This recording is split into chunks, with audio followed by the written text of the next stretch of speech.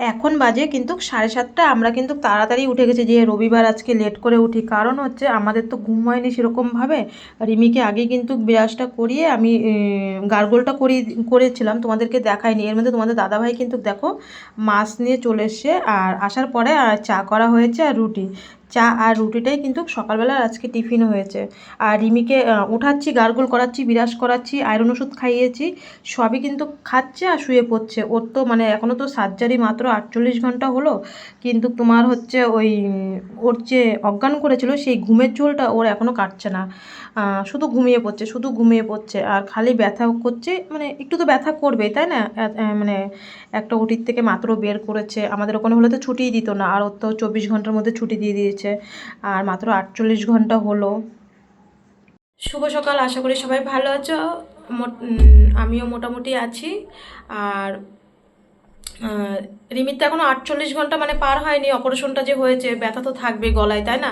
আমাদের কিন্তু মানুষের হচ্ছে পায়ে হাতে হলে পায়ে হাতেই ব্যথা করে কিন্তু, আর আমাদের মনে করো দাঁতে হোক বা গলায় হোক বা মাথা যেটাই ধরুক, পুরো মুখটাই কিন্তু ধরে, নাকে করুক বা দাঁতের গুঁড়া ব্যথা করুক, পুরোটাই কিন্তু আমাদের মুখে ধরে কিন্তু।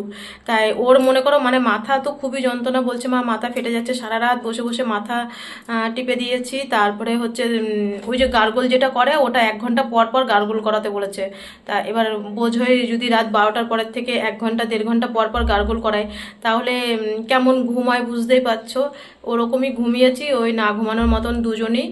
আর হচ্ছে ওর ব্যথা যন্ত্রণা হচ্ছিল সারা রাত, মানে গিয়েছে, মাত্র তো 48 ঘন্টা হয়নি, একটা তো ব্যথা যন্ত্রণা থাকবে, তারপরে মুখের ভিতরে বিশেষ করে। আর হচ্ছে 3টে টনসিল হয়েছিল ওর, ডাক্তাররা বলেছিল 3টে টনসিলের মানে 3টে গুল্লি গুল্লি হয়েছিল। তা খুব তাড়াতাড়ি উঠে গেছি, যে মানে অন্যদিন আমরা তো রবিবার 9টা 9:30টায় উঠি, কিন্তু সেটা আর হয়নি, আজকে 7:30টার মধ্যেই উঠে গেছি।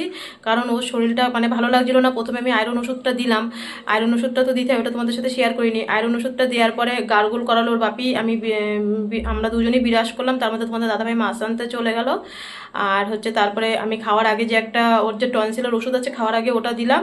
তারপরের থেকে তো মানে সারাদিনই এই এখন চলবে, কিভাবে হয় খাওয়া দাওয়া, কিভাবে কি ওষুধ, গাদা গাদা নাকের ডপ সব কিছুই। তা দেখতে থাকো, চলো কি করি সারাদিন আজকে রবিবার দিন ঘরে। একটু তো ব্যথা করবে, তাই না? তবু আমি তুলে তুলে খাওয়াচ্ছি, গার্গল করাচ্ছি 1 ঘন্টা পর পর, আর শুয়ে দিচ্ছি। আর এইদিকে দেখো, কালকে হসপিটাল থেকে অনেক মানে আমাদের জামা কাপড় হয়ে গেছিলো, 3 দিনের যা জামা কাপড় ছিল আরও রয়েছে বাথরুমে, আমি মেলবো সব। তা তোমাদের দাদাভাই বলছে কি বাথরুমে জায়গা নেই আর ঘরেও জায়গা হচ্ছে না, তুমি আগে মেলে দিয়ে আসো। আমি চাটা খেয়ে আগে দৌড় মেরে কী করলাম, তাড়াতাড়ি করে আগে জামা কাপড়গুলো মেলে দিই, যে একটা করে শুকাবে, আবার তুলে নিয়ে গিয়ে আবার করব।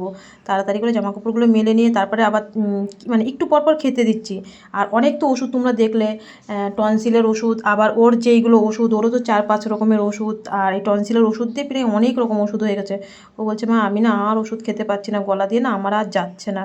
আমি বললাম কিচ্ছু করার নেই মা, তুমি এত বছর কষ্ট করেছো মা, আর কটা দিন কষ্ট করো, দেখবে ঠিক হয়ে যাবে। একটু বুঝিয়ে বুঝিয়ে ওষুধ খাওয়াতে হচ্ছে। আর ওর কাছেও মানে ওর রিমির কাছে, রিমির বাপিকে থুয়ে এসে আমরা দুজন যে কোনো একজন থাকি আর একজন বেরোই, এইভাবেই কিন্তু কাজ করছে। আর রিমির কাছে তো আমাকে তো সত্যিই দিচ্ছে না, মানে এমনি তো আর কি। তারপরে আরও বেশি বোঝোই তো, অপারেশনটা হয়েছে, আমাদেরই যদি অপারেশন হয় কেমন লাগে। আর জামা কাপড়গুলো মেলে এসে তোমাদের দাদাভাই রিমির জন্য দেশি ডিম নিয়ে এসেছিলো, দেশি ডিম সিদ্ধ। এখানে কিন্তু দেশি ডিমটা একদমই সস্তা দাম, কিন্তু আমাদের ওখানে 10 টাকা করে নেয়, এখানে 6 টাকা করে নেয় দেশি ডিমটা। তাই ওর জন্য ডিমটা নিয়ে এসেছিলো, কুসুমটা বাদ দিয়ে আমি ওকে ডিমটা খাওয়ানো হবে। তোমাদের দাদাভাই বললো ডিম সিদ্ধটা বসায়। আর দেখো এই যে 3টে যে কই মাছ এনেছিল না, এই 3টে কই মাছ কিন্তু 100 টাকা নিয়েছে, আর পেঁপে দিয়ে আলু দিয়ে তরকারি করবে। আর এই যে রিমিকে দেশি ডিম সিদ্ধটা দিয়ে আবার ওষুধ খাইয়ে আর রুটি চা খেয়েছে। তোমাদের দাদাভাই তাড়াতাড়ি রান্নাটা বসিয়ে দিল।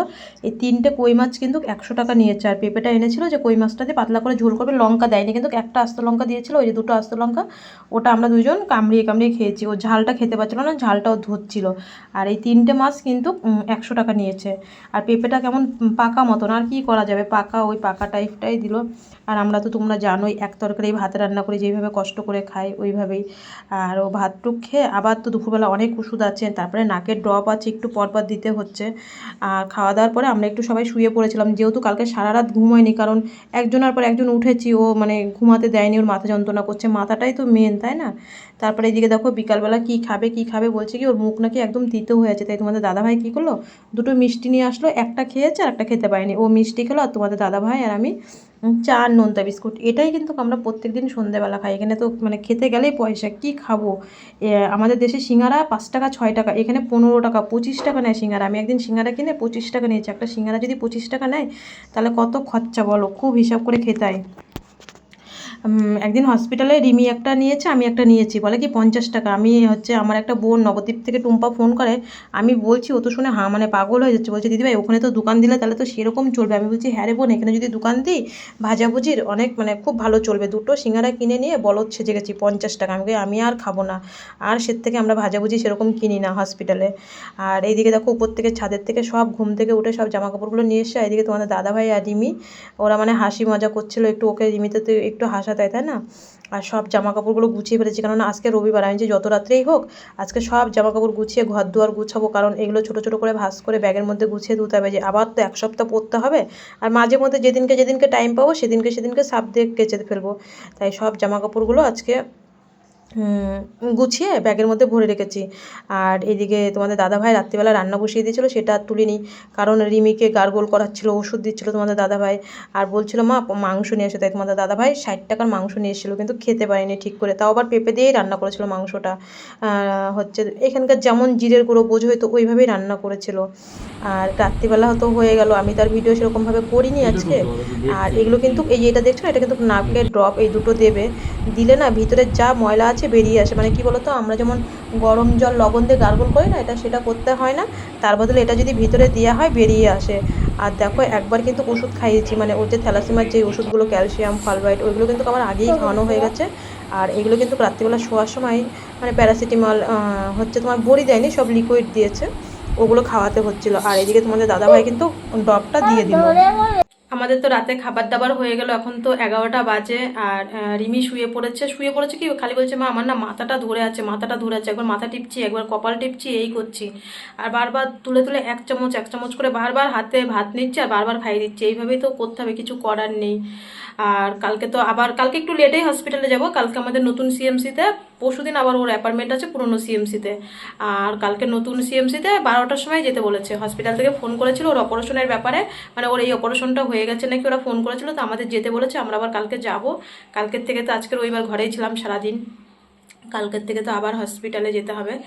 আর কালকে 12টার দিকে হসপিটালে যাবো, লেটে গেলেই হবে। কিন্তু লেটে গেলে হবে কি, রিমির মেন হচ্ছে ব্যথা করছে, খেতে পাচ্ছে না, বলছে মা খেতে পাচ্ছি না। আর হচ্ছে মাথাটা খুব ধরে আছে, মাথাটা মানে তুলতেই পারছে না, ও শুয়েই থাকছে সারাদিন। আমি বলছি একটু বাইরে চল হাঁট, পরে এই একটু সন্ধ্যেবেলার দিকে একটুখানি বাইরে 2 মিনিট হেঁটেছিল, বলছে মা আমি উঠতেই পারছি না। আগের অপারেশনটা এত বড় হয়েছিল, আমার এত কষ্ট হয়নি, ওটা তো পিঠ দিয়ে বুক দিয়ে হয়েছিল, বলছিল আমার কষ্ট হয়নি জানো মা, এই অপারেশনটাতে আমার না খুব কষ্ট হয়েছে, আমি উঠতেই পারছি না, আর কি করা যাবে। আমি বলি তাহলে শুয়েই থাক, ওর পাশে আমি বসে থাকি, আর দাদাভাই রান্নাবান্না করে, ওর পাশের থেকে তো আমি নড়ি না একটুকু। যাই হোক, সবই তো শুনলে রিমি কেমন আছে। মেন হচ্ছে ওই মাথা মুখ গলাটাই ব্যথা যন্ত্রণা করছে, খেতেটা একটু কমই পারছি না। এবার না খেলে হবে না তো, ডাক্তার বলেছে গাদা গাদা খেতে হবে, ভালো ভালো। ও তো এমনি একটু একটু খায়, বয়স আনতেছে তো দেখছোই, ওয়েট হয়নি, ওজন হয়নি, হাইট হয়নি। আর তারপরে এখন আরও কম খাচ্ছে, এটাই হচ্ছে অসুবিধা হয়ে যাচ্ছে, যে আরও কম। ও যত তাড়াতাড়ি খাবে তত তাড়াতাড়ি বিএমটি রুমে তো অনেক শক্তি লাগবে, ওর শরীরের ভিতরে অনেক শক্তি, ওর ধৈর্য সহ্য ক্ষমতা, কিন্তু ও খেতেই পাচ্ছে না, এটাই হচ্ছে আমাদের অসুবিধা হয়ে যাচ্ছে, খেতেই পাচ্ছে না। এখন দেখা যাক পরশুদিনকে ডাক্তার আছে কি বলে। যাই হোক, সবাই ভালো থেকো, সবাই সুস্থ থেকো। আজ এই পর্যন্ত। তোমরা রিমিকে শুধু 2 হাত ভরে আশীর্বাদ করো, তোমাদের কাছে এটাই চাই। সবাই ভালো থেকো, সবাই সুস্থ থেকো, সবাই সবার পরিবারে খেয়াল রাখো।